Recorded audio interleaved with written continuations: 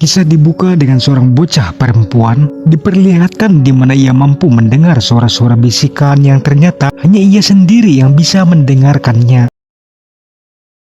Berlatar abad ke-19 di sebuah sekolah dasar di Amerika, lonceng tanda masuk pelajaran telah dibunyikan. Wali kelasnya memanggil bocah tadi yang bernama Lucinda, mengingatkan akan segera masuk ke dalam kelas. Saat pelajaran, wali kelas mengatakan besok adalah hari pembukaan sekolah secara resmi. Dan di acara momen istimewa itu, kelas mereka terpilih untuk menanamkan sebuah kapsul waktu.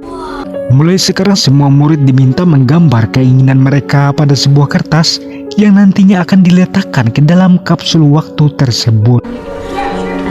Waktu yang ditentukan telah habis. Semua hasil yang digambar oleh siswa segera dikumpul. Saat itu, Lucinda, siswa yang tersisa yang masih sibuk menggambar, belum mengumpulkan hasilnya. Wali kelas keheranan karena yang diminta adalah menggambar. Ternyata Lucinda malah menulis angka-angka acak. Wali kelas yang merasa jengkel karena diacuhkan Lucinda, maka beliau terpaksa menarik kertas belum sempat diselesaikan itu. Keesokan harinya tibalah peresmian sekolah tersebut dan acara penutupan kapsul waktu yang berisi gambaran semua siswa pada kertas dikuburkan dan akan dibuka 50 tahun yang akan datang. Menyadari Lucinda yang tiba-tiba menghilang sehingga wali kelas dan guru lainnya segera berpencar mencari. Wali kelas akhirnya menemukan Lucinda pada sebuah lemari dengan kuku jari patah terluka. Akibat Lucinda menulis angka dengan kukunya pada pintu lemari tersebut. Scene kemudian berpindah 50 tahun kemudian, seorang pria single parent yang bernama John sedang mengamati bintang-bintang melalui teleskopnya. Bocah ini adalah anaknya bernama Caleb. Sebagai seorang bocah konvensional tentunya memiliki rasa ingin tahu yang banyak. Tak puas dengan jawabannya yang ditanyakannya, Caleb yang kesal memutuskan untuk pergi. Menyadari sikapnya membuat Caleb kesal, maka John segera menghampiri untuk menenangkan. John mengatakan bahwa ibunya saat ini berada di tempat yang damai, di suatu tempat di dalam alam semesta. I never said that, Kale. Sebelum tidur, John dan Caleb menggunakan bahasa isyarat sebagai tanda kasih sayang. Diketahui Caleb mengalami gangguan pendengaran sehingga harus menggunakan alat bantu pendengaran. John adalah seorang profesor yang mengajar bidang geografi pada sebuah universitas. Di situ John menjelaskan fenomena yang terjadi dengan bumi apabila matahari mengalami lonjakan panas yang semakin meningkat setiap detiknya. Selesai jam pelajaran, seorang teman bernama Phil ingin mengajak John makan malam di tempatnya. Kemudian perbincangan terhenti karena John teringat hari ini peresmian sekolahnya Caleb yang harus ia hadiri sebagai orang tua murid. Sesampainya di sekolah, John ikut menyaksikan penampilan Caleb bernyanyi. Rupanya saat itu bertepatan 50 tahun sejak kapsul waktu yang ditanam di sekolah itu, sehingga sudah waktunya untuk diambil. Di kelas yang sudah tua yang sekarang sudah pensiun, menjadi orang pertama yang meresmikan dan membuka kapsul waktu tersebut. Masing-masing siswa bergiliran mendapatkan amplop berisi kertas yang digambarkan murid 50 tahun yang lalu. Caleb membuka amplop miliknya yang berisi tulisan angka-angka peninggalan Lucinda. Bersamaan dengan itu, ia mendengar suara bisikan yang serupa dengan Lucinda. Juga sekilas ada penampakan seseorang dari kejauhan yang kemudian menghilang. Saat di rumah, Caleb mengatakan alat bantunya mulai aneh membuat suara berisik. Perhatian John kemudian teralihkan pada kertas dari kapsul waktu yang dibawa Caleb ke rumah. Rupanya itu tak seharusnya dibawa pulang. John mengatakan harus dikembalikan pada pihak sekolah. Kemudian ia mengantarkan Caleb untuk tidur. Sebelum tidur, Caleb melihat video kenangan dirinya dan almarhum ibunya.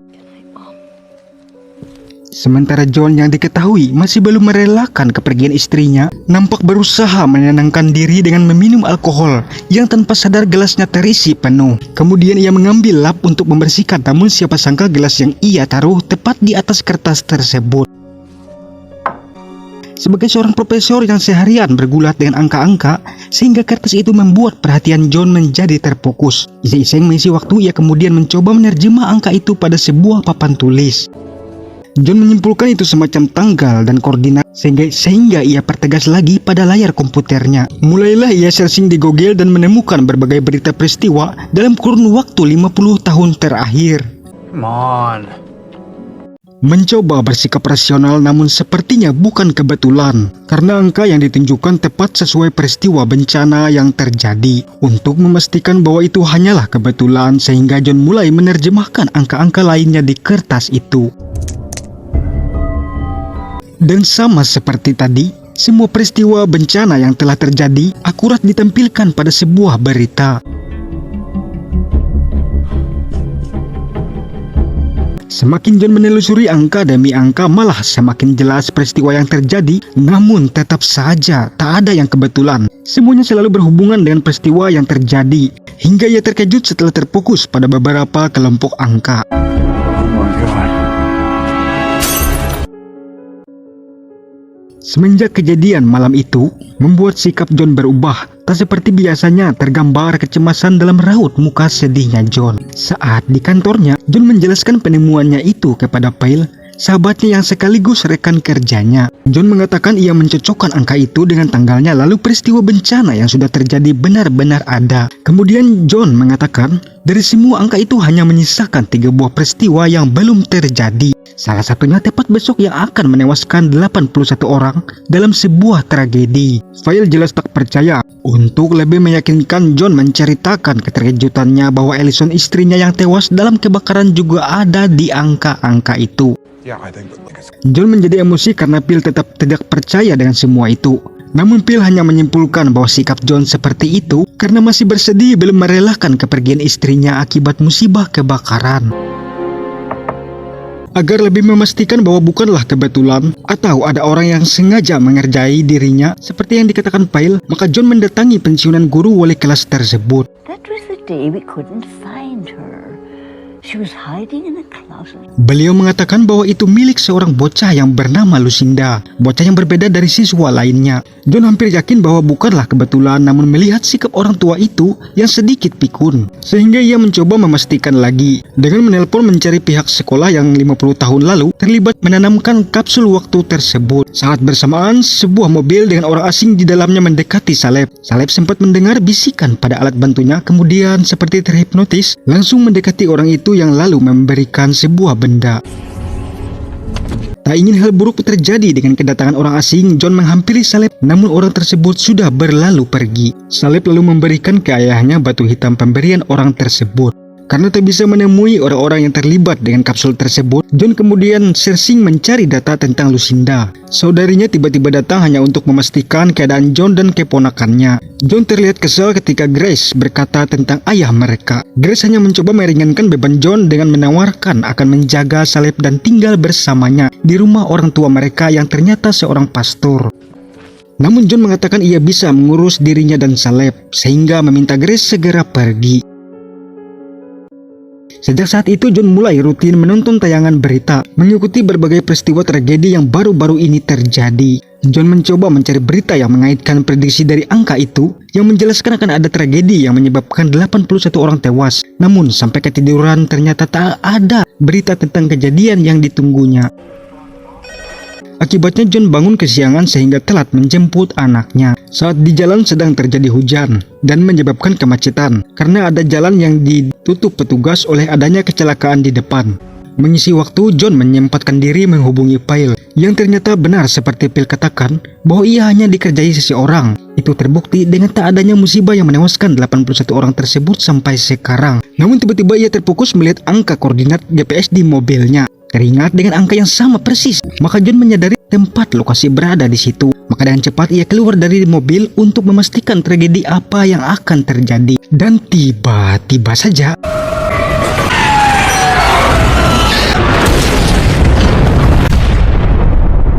sebuah pesawat penerbangan tiba-tiba jatuh di tempat itu. John dengan cepat berlari berusaha memberikan pertolongan semampunya.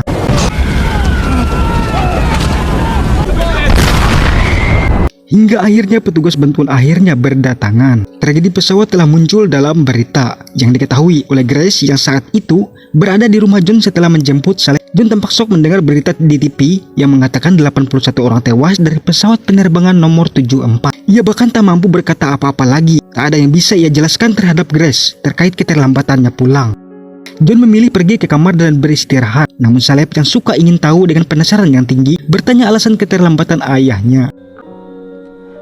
Lagi-lagi Saleb yang tak puas dengan jawaban ayahnya menjadi kesal dan memilih pergi ke kamarnya.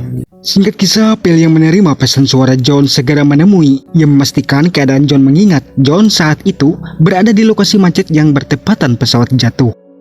John menjelaskan kaitan peristiwa yang terjadi dengan angka prediksi masa depan dari kertas kapsul waktu. John mengatakan manusia memang tak mampu mencegah suatu tragedi, akan tetapi mereka bisa menghindari mengurangi korban jiwa seandainya bisa mengetahui. Keesokan harinya, melalui hasil searching di Google, John menuju kediaman anak dari Lucinda. Kemudian ia membuntuti perjalanan mereka hingga mengantarkan mereka pada sebuah museum di pusat kota itu. John kemudian mendekati anak Lucinda. Mereka lalu berkenalan. Wanita single parent ini bernama Diana. Singkatnya, walau sempat canggung harus memulai dari mana, John memberitahukan maksud kedatangannya menemui Diana. Diana rupanya tak menyukai ketika John memberitahukan maksudnya yang berhubungan dengan ibunya Lucinda. Semacam ada perkataan John yang menyinggung tentang ibunya sehingga Diana langsung membawa Abby pergi. Meskipun John memohon karena itu berkaitan dengan keselamatan, namun Diana tetap berlalu pergi.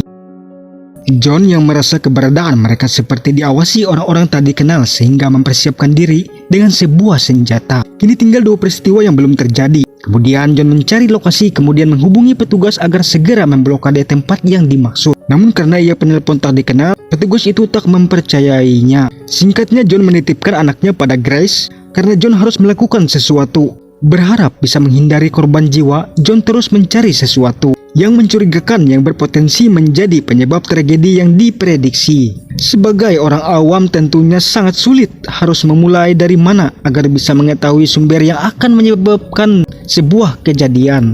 Sehingga John hanya mengikuti hati nurani pelingnya saja. John kemudian berlari menuju gerbong kereta listrik. Melihat ada orang yang mencurigakan seperti teroris, John lalu mengejarnya.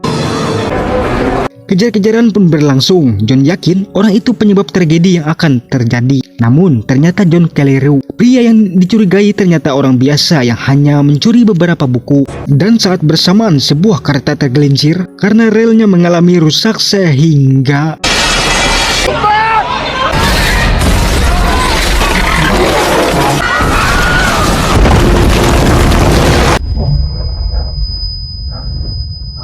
setidaknya John berhasil menyelamatkan seorang anak di pangkuannya. Tak bisa dihindari, John lagi-lagi berada di lokasi tempat tragedi kedua dari prediksi angka tersebut. Tentunya jumlah korban dan lokasi kejadian persis dengan angka yang ada di kertas itu.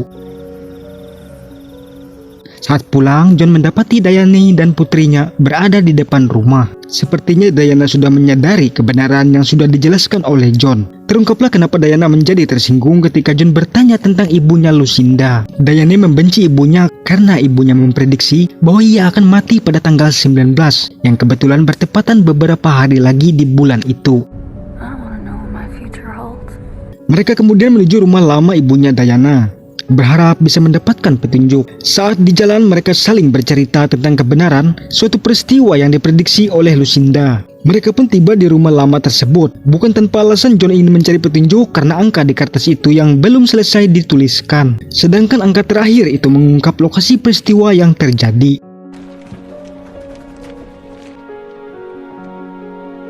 Di kamar ibunya mereka menemukan gambar aneh serta clipping koran dari berbagai peristiwa. John akhirnya mendapatkan petunjuk dari angka 3 atau huruf E dari kertas itu.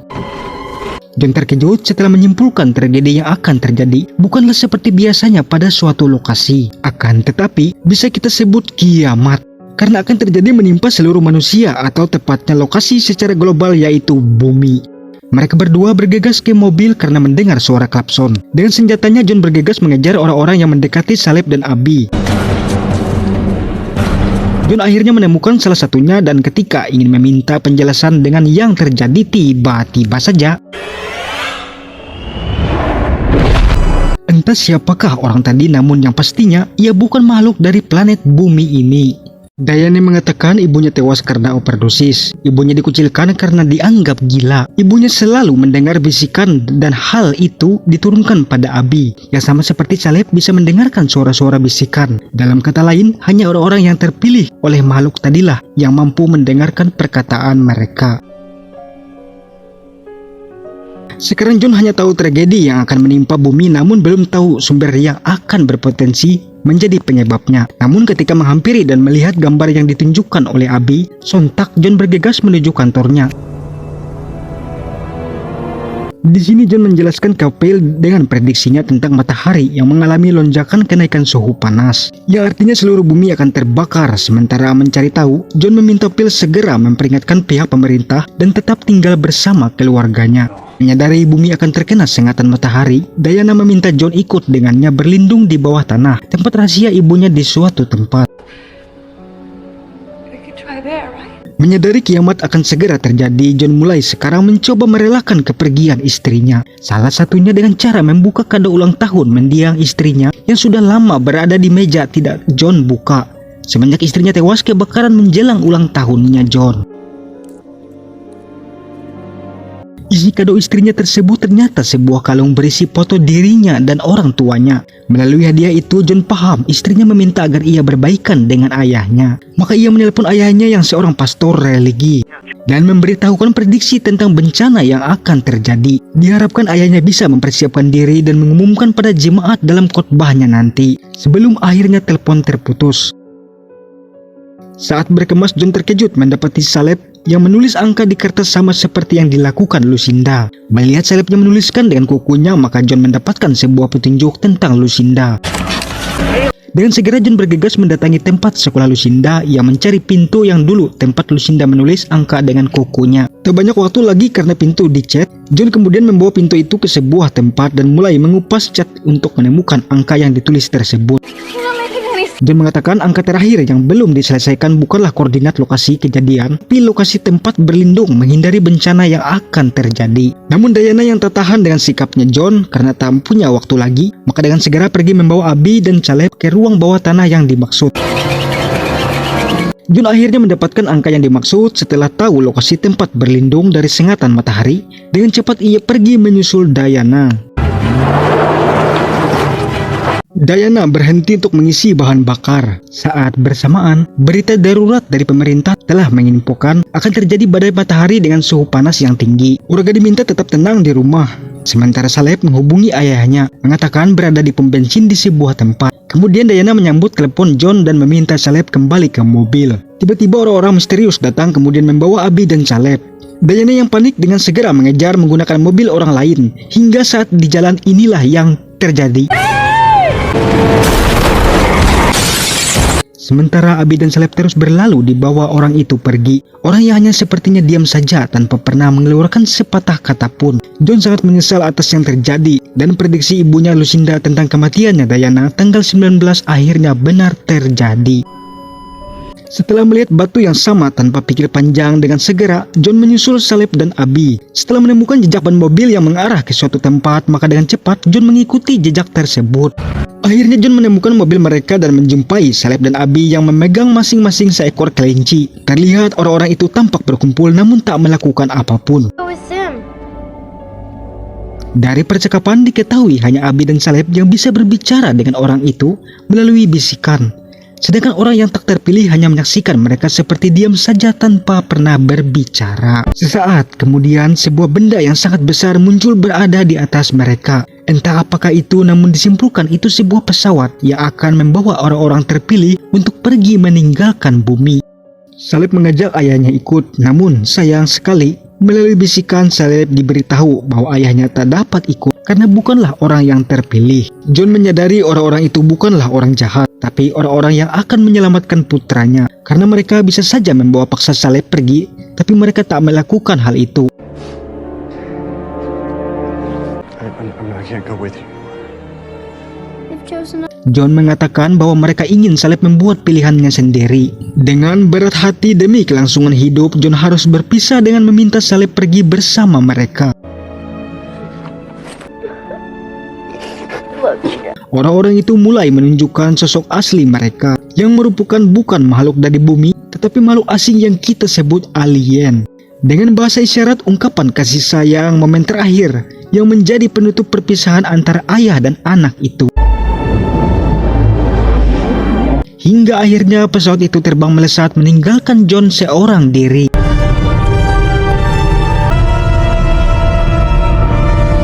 Dari penampakan ada banyak orang-orang terpilih yang berada di masing-masing pesawat.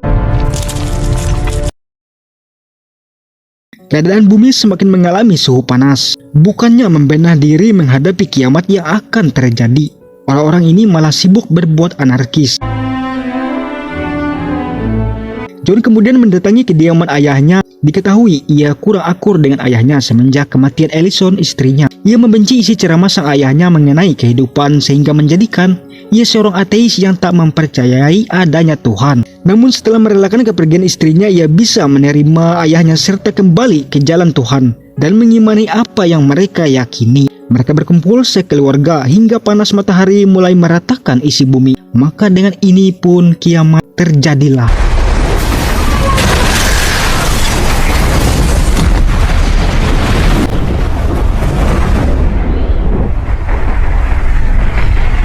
Pesan yang bisa kita ambil dari film ini adalah meskipun takdir sudah ditentukan, namun sebagai manusia tentunya kita harus tetap berusaha. Tak ada yang mampu mencegah kiamat, tetapi manusia bisa untuk mempersiapkan diri dalam menghadapinya. Selamat menunaikan ibadah puasa Ramadan minal aidin wal faizin. Mohon maaf apabila ada keliru dalam penyampaian, karena disitulah kekurangan saya. Terima kasih.